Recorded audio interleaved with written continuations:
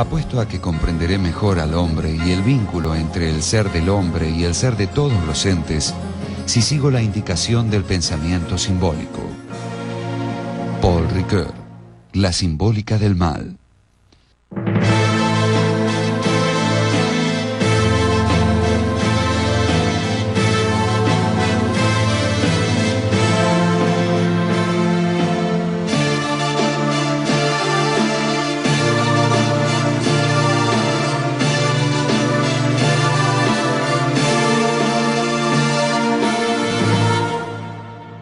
Paul Ricoeur.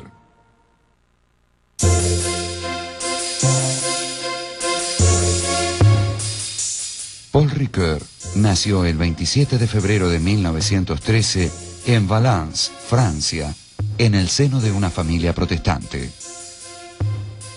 Su madre muere al nacer él, y por esas vicisitudes de la familia jamás la familia le habló de quién era su madre. Él muere, cuando él muere, tiene todavía en la cabecera de su cama 2 fotografías de diferentes mujeres porque no sabía cuál de las 2 era su madre. Su padre muere al año en la Guerra del 14, con lo cual él crece como un enorme agujero negro, que es el agujero negro de sus orígenes directos. Lo educan sus abuelos, pero de esos orígenes directos. Y considero que Ricoeur está muy marcado por el juego de la presencia-ausencia en su filosofía. Era un gran devorador de libros desde chico. Tal es así que cuando iba a la escuela, es como que los maestros le llamaban la atención porque él cuando nosotros estaban aprendiendo, ya en las vacaciones se había leído todo lo que correspondía a ese curso y por tanto estaba como adelantado. Otro aspecto importante de su vida es la fuerte educación literaria y religiosa al mismo tiempo dentro del contexto de la iglesia protestante, luterana. Ricoeur recibió una beca para costear sus estudios. Al ingresar al Liceo de Rennes, parecía inclinado a la literatura. Pero es aquí que se dan los últimos años del secundario, del liceo, el encuentro con un gran profesor de filosofía, un profesor, Roland Dalvier era su nombre, era un oficial de la Marina francesa que era profesor de filosofía y del cual él aprendió antes que nada, en primer lugar, una primera actitud. Este hombre tenía una formación tomista, neotomista, es decir, inspirada en la filosofía de Santo Tomás de Aquino, pero al mismo tiempo era un hombre muy abierto a las problemáticas contemporáneas. Ricoeur estudió en la Universidad de Rennes, donde obtuvo su licencia de filosofía en 1933. Luego, en 1934, se trasladó a la Sorbona. Descubrió allí la fenomenología de Edmund Husserl y comenzó a participar en las reuniones que organizaba el filósofo Gabriel Marcel.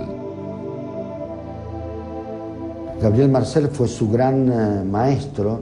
Los viernes en la casa de Gabriel Marcel, donde se reunían jóvenes filósofos, era un momento grande, dice él, de aprendizaje, donde cada uno era llamado no a repetir discursos que ya sabía, sino a enfrentarse con problemas concretos de la existencia humana y a tratar de aportar una reflexión. Primero una descripción del problema, una exposición fenomenológica del problema, para justamente llevarla después a un segundo plano de una reflexión segunda, que es cuál es el sentido de esa experiencia. 2 de las grandes influencias en la formación de Ricoeur fueron Husserl, con su exigencia de rigurosidad metodológica, y Marcel, con su exigencia de compromiso existencial. La tercera influencia es la de Jean Nabert. Jean Nabert, un filósofo que ha escrito 2 grandes libros sobre todo, uno sobre la libertad y otro ensayo sobre el mal, que son 2 temas esenciales en el mismo Paul Ricoeur y que forman como el punto en el cual la dimensión existencial y la dimensión metodológica, fenomenológica se unifican, que es en la reflexividad del yo filosófico, del yo que reflexiona filosóficamente. Una reflexión nutrida por el contenido de la existencia, articulada por la metodología fenomenológica y unificada en una reflexión que el pensador siempre hace. Ese espíritu reflexivo, de alguna manera, lo obtiene él, lo extrae de Jean Nabert, junto con dos grandes contenidos que para él son la relación entre la libertad y el problema del mal. En 1935 obtuvo la agregación de filosofía en la Sorbona. Ese mismo año comenzó a enseñar en Colmar, Alsacia. Hacia 1939, Ricoeur se trasladó a la Universidad de Múnich y permaneció allí hasta el estallido de la guerra. Volvió entonces a Francia y fue movilizado. Él mismo es llamado a la Segunda Guerra Mundial como oficial, ¿no? Como oficial de reserva, ¿no?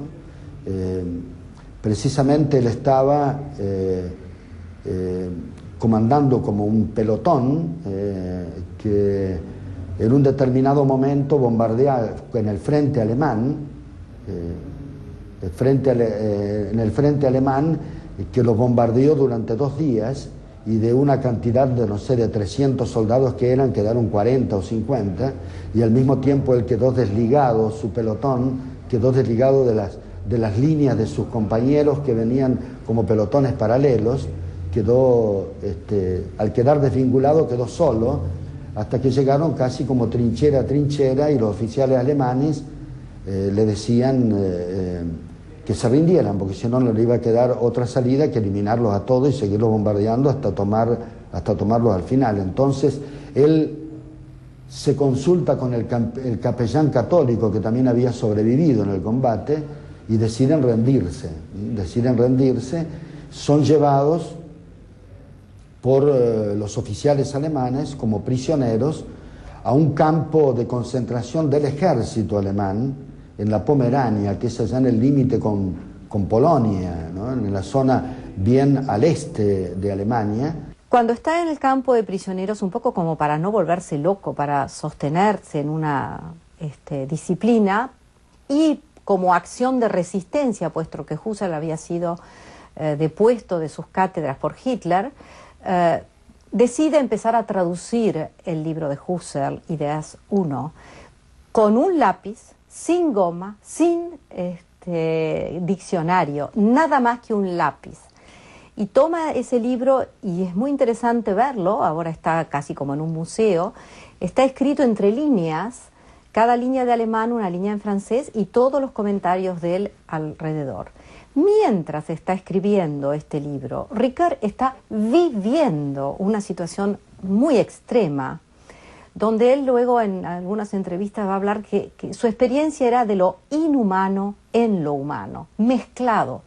Y claro, frente a estas posturas filosóficas del cogito, del hombre cuerpo por un lado, alma por el otro, pero sobre todo del hombre capaz de pensar, del hombre abstracto, del hombre que piensa, él se da cuenta que estamos mechados de inhumanidad, pero lo va viviendo en su contacto diario con los prisioneros y con sus carceleros. Por eso, en esa experiencia nace su libro de lo voluntario y lo involuntario, que tiene la disciplina de la fenomenología, el rigor del método fenomenológico, y que después Ricoeur mismo va a decir que lo escribió como un complemento a la fenomenología de la percepción de Merleau-Ponty. Al finalizar la guerra, Ricoeur fue liberado. Ejerció como profesor en el colegio Cévenol, en Chambon-sur-Lignon, y continuó sus estudios de fenomenología. Cuando vuelve de la guerra, él ya tenía 2 hijos, previos a la guerra, ya tenía 2 hijos. Nace su tercer hijo, que era el hijo de la paz, el hijo del momento de la alegría y del reencuentro. Un hijo que después fue una terrible tragedia para él, porque ya cuando tenía más de 30 años este hijo se suicidó, y para un filósofo del sentido como es Ricoeur, que su hijo, el no haber podido acompañar, salvar a su hijo del suicidio, fue para él una tragedia también muy profunda.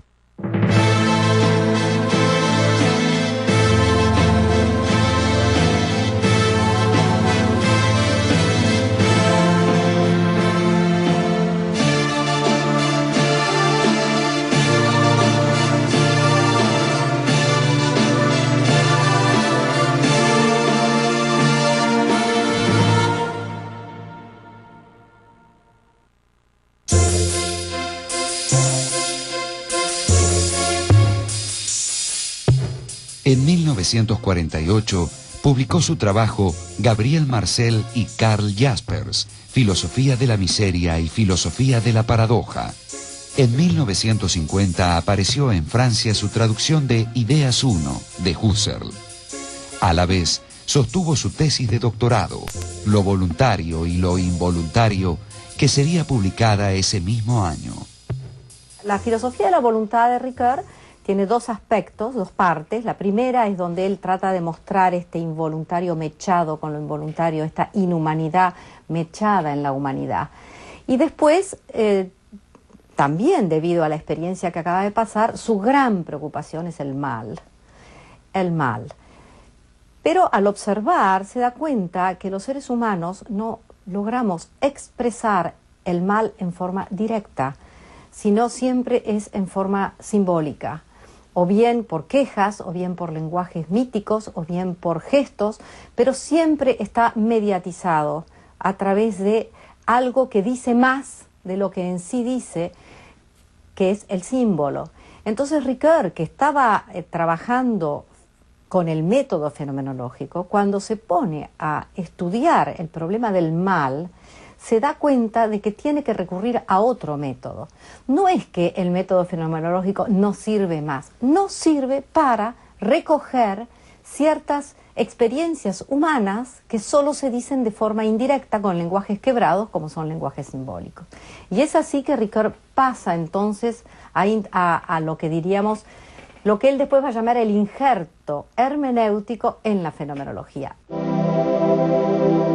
El estudio fenomenológico de lo voluntario y lo involuntario lleva a Ricoeur a las puertas de su propio desarrollo filosófico, en el que se acostumbra a señalar varias etapas, la primera de las cuales tiene que ver con el estudio de los mitos y de la simbólica del mal. Acá juega un papel fundamental en esta primera etapa la noción de símbolo, es decir, la posibilidad de leer y de interpretar lo que se dice en los mitos viene dada a partir de la lectura y de la interpretación del símbolo, a partir de la noción del símbolo como aquello que da que pensar, aquello que libera sentido. Es decir, en tanto que el mito está estructurado como una suerte de símbolos que se enhebran entre sí, esta lectura y esta interpretación del símbolo como liberador de sentido permite justamente ver y comprender lo que se juega realmente en un mito, que está mucho más allá del relato inmediato y literal. Ricoeur lo que pretende ir es al origen profundo de la experiencia del mal y a la pregunta por dónde ingresa el mal en el hombre, ¿no? ¿Por dónde ingresa el mal en el hombre? Y justamente el mal ingresa en el hombre por lo más grande que hay en el hombre, que es esta paradoja de finitud e infinitud que hay en el hombre, ¿no? De que el hombre que desea lo infinito y que por otro lado es un yo carnal, finito, ¿no? Ahí donde está su grandeza está también la posibilidad de su soberbia, la posibilidad de ponerse contra su ser y contra el ser, y ahí anida el mal en el cual ya estamos involucrados, en el cual ya originalmente en la historia estamos involucrados en el mal, y que por tanto es siempre necesaria una labor de pacificación del hombre, de reconciliación del hombre, de reconocimiento de él de cómo está hecho y de qué es necesario que tome en cuenta para no dejarse atrapar, por las formas más horribles, más de terror que produce el mal cuando entra en la historia, sobre todo de la mano del poder político. Entre 1955 y 1960 aparecieron sus libros El hombre falible y la simbólica del mal. En 1957 fue nombrado profesor de filosofía general en la Universidad de París, La Sorbona. A esta primera etapa le sigue una segunda, también muy importante, con mucho peso, en este caso no solamente para el terreno filosófico, sino también y fundamentalmente diría para el terreno psicológico también, para todo el ámbito de la psicología, que es la etapa en la cual Ricoeur se consagra al estudio de Freud, a través de la obra fundamental que es de la interpretación Essai sur Freud, en el original francés, que se tradujo al español como Freud, una interpretación de la cultura. La característica central que habría que mencionar acá es que el símbolo sigue teniendo un protagonismo muy importante, pero con la diferencia que en este caso el símbolo deja de ser entendido exclusivamente en el terreno religioso, como sí ocurría en la etapa anterior en el caso de los mitos. Es decir, toda obra de la cultura, en tanto que análoga de los sueños en Freud, es interpretada también como símbolo. Es decir, toda obra cultural humana es también un símbolo. Esto le permite a Ricoeur extender el análisis del símbolo desde ya, pero además, y yendo un poco a lo que decíamos con respecto a el origen de su pensamiento, le permite romper, en sus propias palabras, con toda forma de idealismo, subjetivismo o solipsismo. Él dice, la modernidad se basó en una concepción cartesiana del yo, como si el yo fuera transparente inmediatamente a sí mismo. En cambio, el yo humano, el yo carnal, el yo encarnado que él aprende de Gabriel Marcel, es opaco para sí mismo. Él tiene una frase que me encanta y que dice, yo soy inconmensurablemente más de lo que yo sé de mí. Es decir, soy insondable para mí mismo. Yo soy, tengo la certeza de que soy y existo, como Descartes, pero ¿quién soy yo?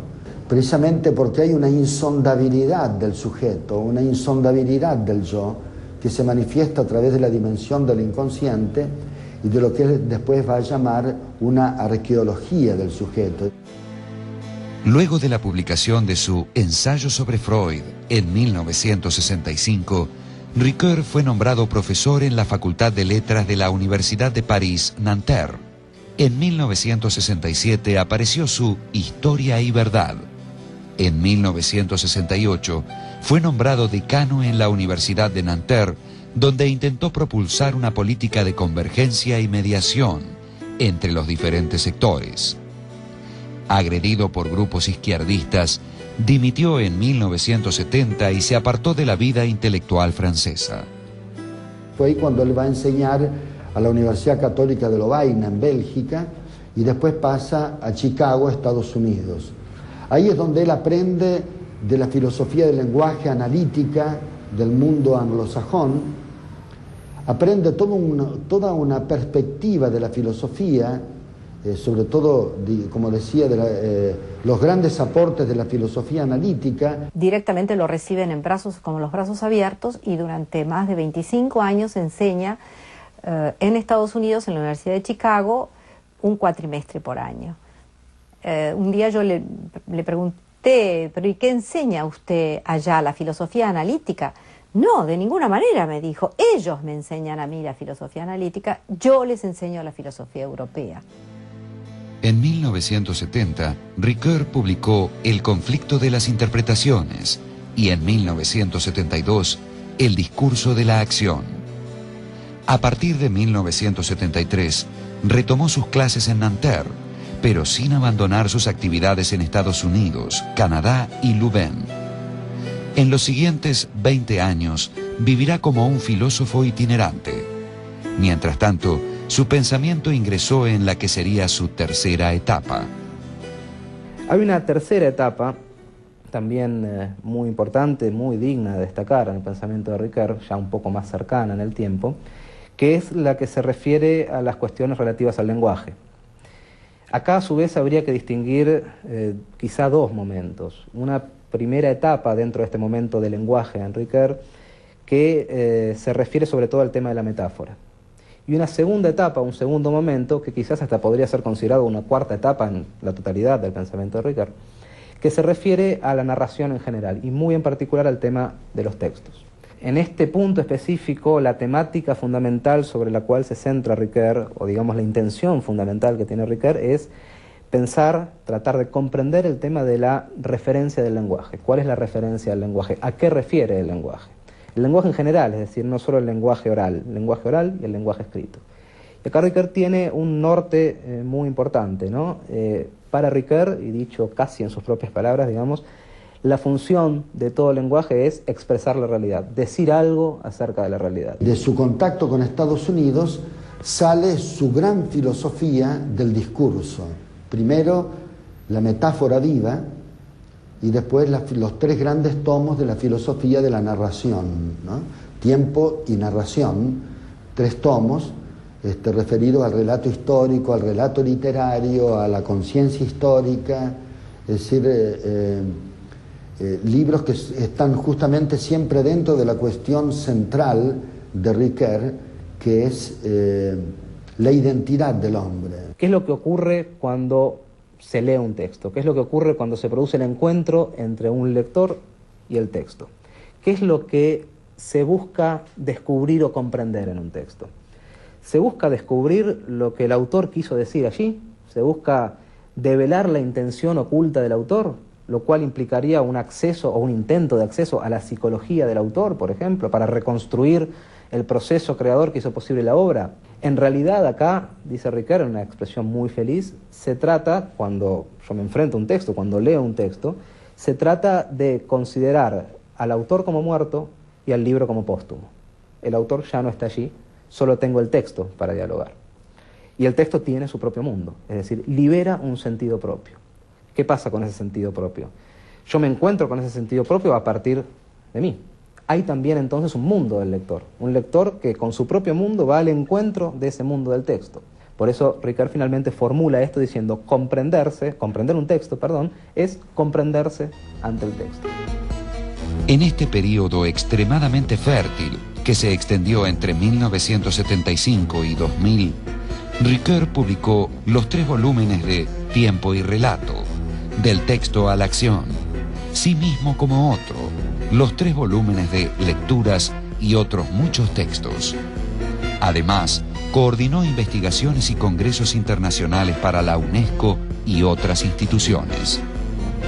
Hay una última etapa del pensamiento de Ricoeur donde se refiere a cuestiones relativas a la historia, en un libro de aparición relativamente reciente del año 2000, que se llama La Mémoire, l'Histoire, l'Oubli, es decir, la memoria, la historia, el olvido, donde a partir de cuestiones relativas al tiempo, a la historia ya presentes en tiempo y narración, él retoma el tema orientado hacia la historia en este texto. Yo creo que Ricoeur,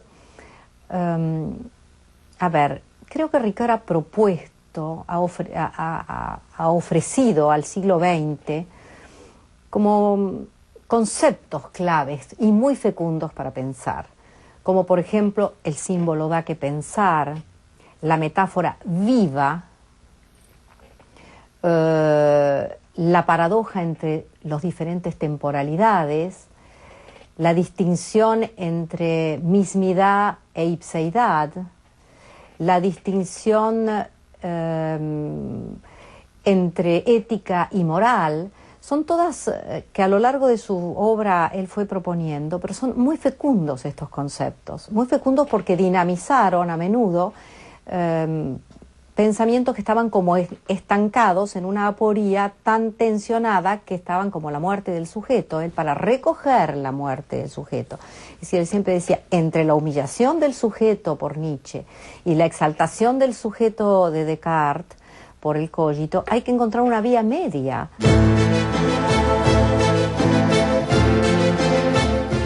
Paul Ricoeur murió el 20 de mayo de 2005.